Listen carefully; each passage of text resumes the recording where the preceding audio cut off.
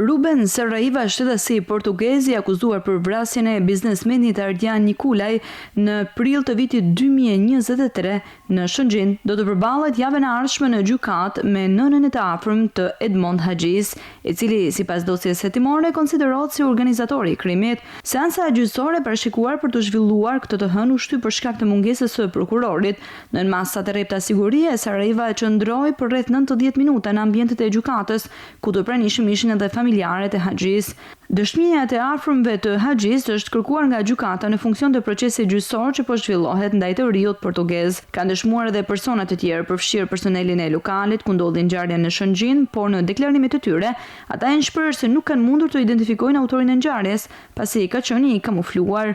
Për Ruben Saraiva, prokuroria e Lezhës ka ngritur akuzat vrasje për gjakmarrje kryer në bashkëpunim dhe armbajtje pa leje, ndërsa ai po gjykohet i vetëm për këtë krim, pasi personat e tjerë të dyshuar si bashkëpunëtor në këtë ngjarje nuk janë ekstraduar ende nga Britania e Madhe.